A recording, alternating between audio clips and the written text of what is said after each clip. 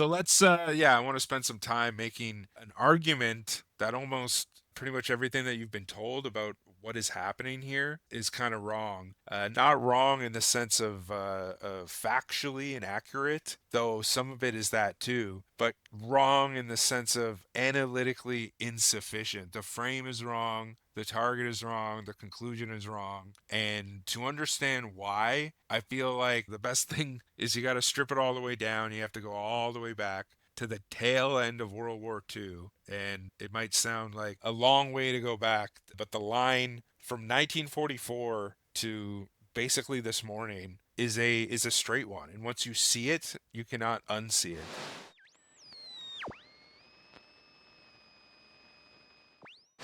All right, so to fully understand what Iran has just done here, what is actually doing by closing the strait, putting sea mines in the waterway, striking the bypass pipeline, and charging Chinese yuan at the gate, you have to understand what it is actually targeting. And most coverage, including most leftist coverage, is missing the point entirely. The best way to explain it is looking at it first with the creation of Bretton Woods. So it goes all the way back to Bretton Woods. The post war monetary order was built at Bretton Woods in 1944 on a simple premise, which was the dollar pegged to gold at $35 an ounce and every other major currency pegged to the dollar.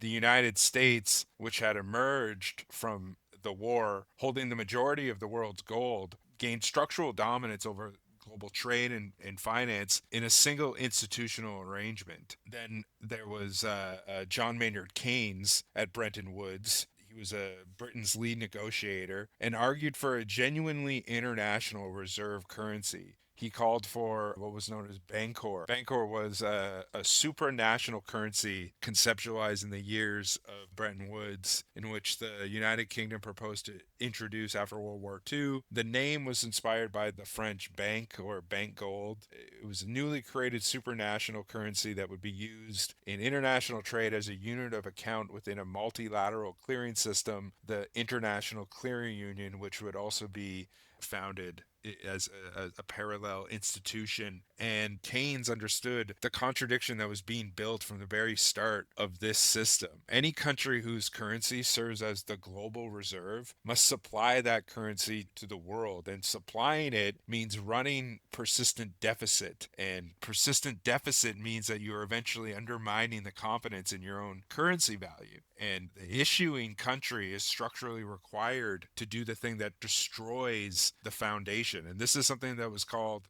the Triffin dilemma. An economist, Robert Triffin, formalized this in a congressional testimony in the 1960s. It was basically a ticking time bomb. So the timer on the previous system, the Bretton Woods system, ran out on August 15th, 1971. By the late 60s, the United States had financed both Lyndon Johnson's Great Society programs and the Vietnam War through deficit spending, which is foreign central banks, particularly France under de Gaulle, had accumulated dollar surpluses and begun demanding gold redemption at the agreed rate. And the United States did not have enough gold to honor those claims. So on August 15th, 1971, Nixon ended gold convertibility unilaterally. And this was not a policy failure, it was the structural contradiction arriving at its logical terminus. What was known as the Nixon shock. It eliminated the mechanism that had justified the dollar's global role. And without gold, the question was immediate. What now? What now obligates the world to hold dollars? And the answer to that question did not come from monetary reform. The United States did not return to gold. It did not adopt Keynes's Bancor proposal.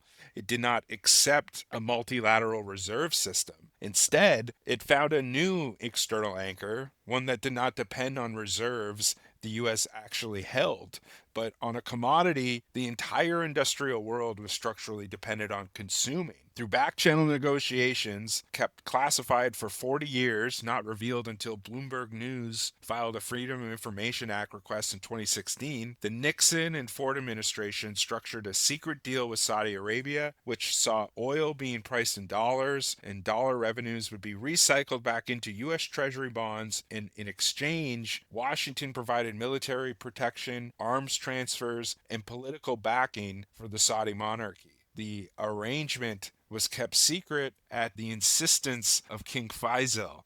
And so, in that moment, the Bretton Woods system it ended, and the petrodollar era began in that moment. And so, the contradiction was not resolved; it was just relocated from the gold reserves that the U.S. was running out of onto energy dependence that was genuinely universal and structurally embedded in industrial production itself. Because oil is the energy input into virtually every industrial process: manufacturing, agriculture, transport, electricity generation. Every economy that needs to industrialize needs oil. And every economy that needed oil needed US dollars to buy it. And the American dollar's global role, which had previously rested on gold reserves that the US was running out of, now rested on energy dependence that was genuinely universal. Demand for dollars was no longer a function of the US productive capacity or fiscal discipline. It was a function of the physical requirements of industrial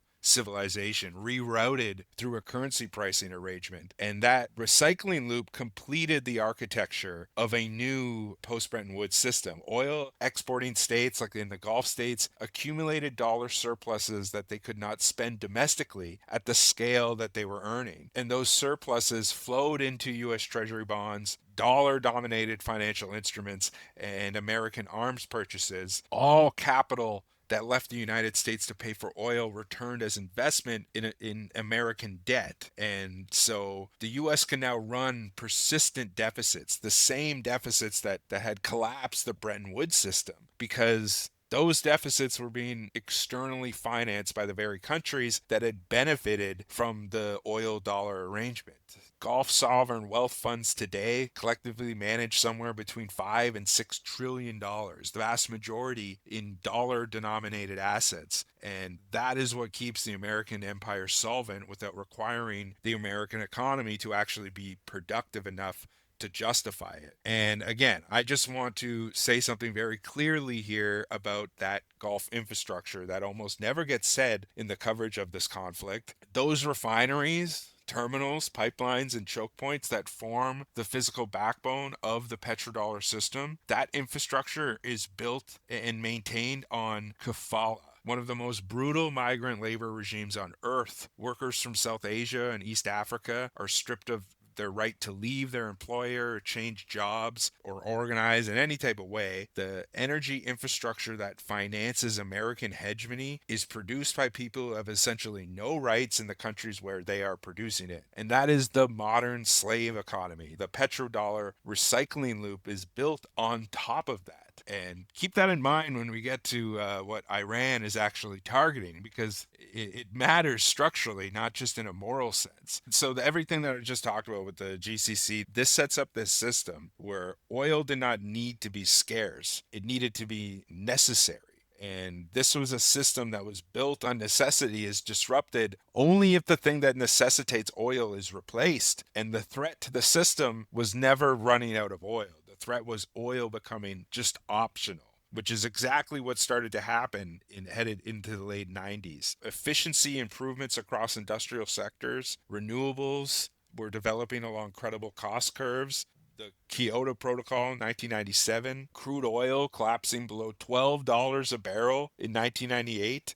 The system required oil to remain expensive, contested, and strategically irreplaceable. And once oil became the monetary foundation of American power, leaving its production and distribution to market forces, it was structurally intolerable. And so the Carter Doctrine, which was announced in 1980, formalized what was already structurally true. The United States would treat any attempt by an outside force to gain control of the Persian Gulf as an attack on vital national interests to be repelled by any means necessary. That's not an energy policy, that's a monetary policy enforced through military doctrine. Three interlocking components are Saudi Arabia managing price stability through spare production capacity, the U.S. Fifth Fleet and security guarantees to every major producer, as well as Israel functioning as a regional security partner. And so energy, finance, and military coercion as a single operating system. And this system does not require peace. It requires a specific type of managed tension. And tension is not a failure. Conflict is not a failure. It is a operating condition of this system. And if you want to see proof of that, Iraq, Libya, Syria, in a much more micro and isolated instance, Venezuela, all of it follows very much the same structural logic. Saddam Hussein switched Iraqi oil sales to euros in the year 2000. And lo and behold, just like that, 9/11 happens. And the pretext for invasion and following the regime change in Iraq, the US immediately reverts that back to US dollar denomination. And between 2003 and 2008, global oil prices rose from approximately $25 a barrel to a peak above $140 a barrel. Not a spike and correction, but a persistent upward trajectory maintained over 5 years. The Iraq War's function was to ensure that oil could not become politically neutral. And by re-embedding a sustained risk premium into these markets at the precise moment when efficiency gains, renewable development, climate politics were threatening to make oil optional, the system bought itself time. It kicked the can down the road. And then another instance, Gaddafi's Pan-African gold-backed dinar for oil, that trade system that he set up, it died in 2011 with him. And Libya's oil exports reverted back to American dollar pricing. Venezuela had been building yen and ruble payment channels. It was bypassing SWIFT. It was petitioning to join BRICS. And Maduro was captured by U.S. Special Forces earlier this year. And once again, Venezuelan oil is now being bought and sold in US dollars. Each intervention follows very much the same pattern. Each one is a system level response to a state trying to exit the dollar denomination pricing hierarchy and the US petrodollar system. And there's an even a more aggressive version of this argument that's circulated right now that is worth talking about. This idea that the U.S. is deliberately shifting the global energy corridor to the Western Hemisphere. Venezuela is taken first, the world's largest proven oil reserves, which again was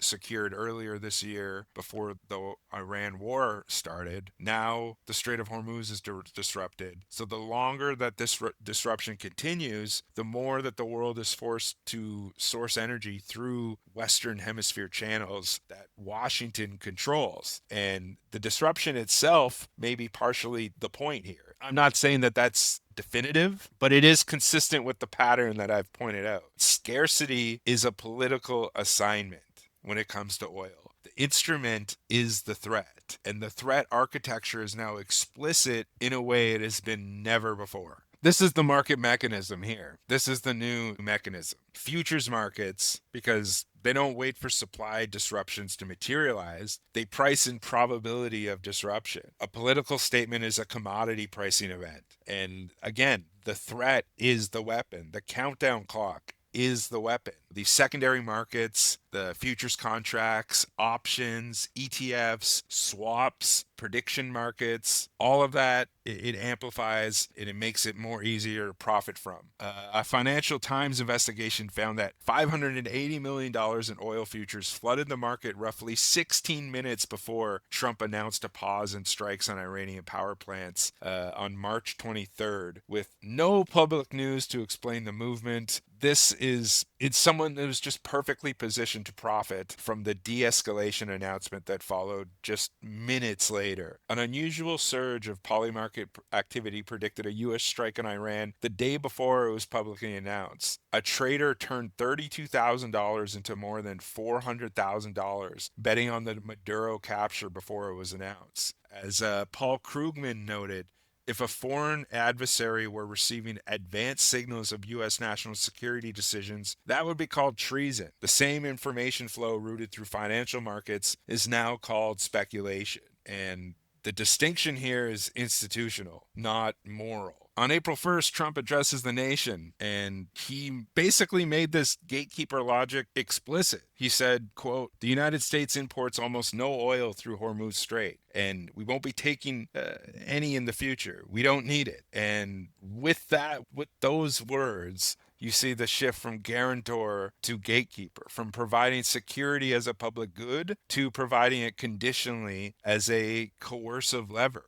And this is not a departure from the petrodollar architecture. It is the logical endpoint of that structure. And the funny thing about this is that Marco Rubio himself said this. So Rubio here himself in 2023 on Fox News as a senator on the Senate Foreign Relations Committee says, quote, "We won't even be talking about sanctions 5 years from now because there will be so many countries trading in currencies other than the dollar that we simply won't be able to impose sanctions on them." Rubio is now Secretary of State, and Iran is charging Chinese yen at the gate. And it didn't even make it 5 years. Look, I think the bottom line is we're in a conflict. And I think we have to start talking about it that way. You know, a lot of time, most of the people who are up here now don't remember. You know, I was very young, obviously, at the end of the Cold War, but it's been about 30 years since there was another superpower on the earth that was in conflict with the United States. And we are back in that place. And we need to stop pretending like that's not the case. Now, I hope it's never an armed conflict, but it's a conflict at every level you can imagine. And I think, look, we have a couple problems. Number one, the White House, the Biden administration is filled with a bunch of traditional, conventional political figures that grew up over the last 20 years talking about cooperating with China. We saw how that worked out. They took all of our jobs, they took all of our factories, they got rich, we got poorer, their middle class grew, our middle class shrunk. They make things and we don't. That was, so, but I think the other problem we have, and you've alluded to this, is these guys in China, they watch TV. I mean, they watch TV broadcasts of what's happening in America. And I hate saying this because I don't want to encourage our enemies, but you turn on the TV and you watch Joe Biden speak on any topic on any day, that does not inspire respect or apprehension on the part of our adversaries. They're probably saying, now's the time to strike, guys. Well, they definitely are doing that. And look at this new alliance that is emerging. I call it a new axis of evil. I mean, you got Russia, you got China. Now they bring in the Iranians. They broker a deal with Saudi Arabia. Now they're brokering another deal with Saudi Arabia and Syria. And they're telling Kevin McCarthy not to meet with an allied leader. And then what are the consequences for the balloon spying? What are the consequences for taking out an American drone like Putin did? There have been no consequences. And I think that's part of the challenge that we have on our hands here. Look, it goes beyond these things. That just today, Brazil, in our hemisphere, largest country in the Western Hemisphere south of us, cut a trade deal with China. They're going to, from now on, do trade in their own currencies, get right around the dollar. They're creating a secondary economy in the world, totally independent of the United States. We won't have to talk about sanctions in 5 years because there'll be so many countries transacting in currencies other than the dollar that we won't have the ability to sanction them. As we are sitting here, focused on some of these nuttiness that's going on, people that are basically dedicating their lives in this country to ensuring that it is legal to mutilate children, to do drag shows in schools. Anyways, to show that was like him saying that, it's so ironic now, like it's exactly where we are.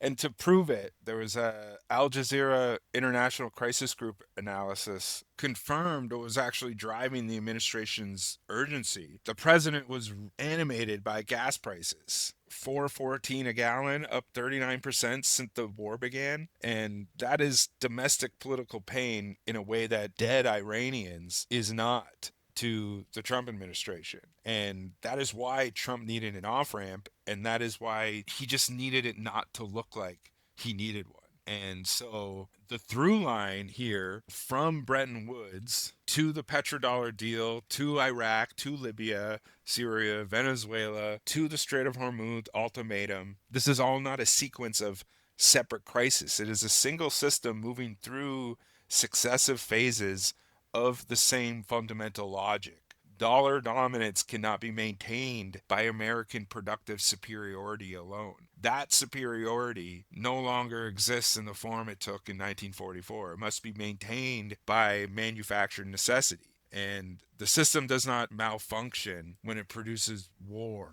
It malfunctions when it produces peace. And this war is not a disruption to that system. It is the system running. It is the system. And that is the line from 1944 to right now. And that is what Iran is targeting. It's not a regional adversary, it is the architecture, the old system itself, and just like purging itself into a new system to alleviate the stress of that has been put on the old system. So it's just retracting. And the way it's retracting is by creating the crisis in the Gulf to make it so that the US becomes the main supplier of oil in the global market, while also changing the previous system that was set up with the Saudis and Israel. It's essentially like backing away from American petrodollar hegemony in the Middle East, but while making it look like they're not,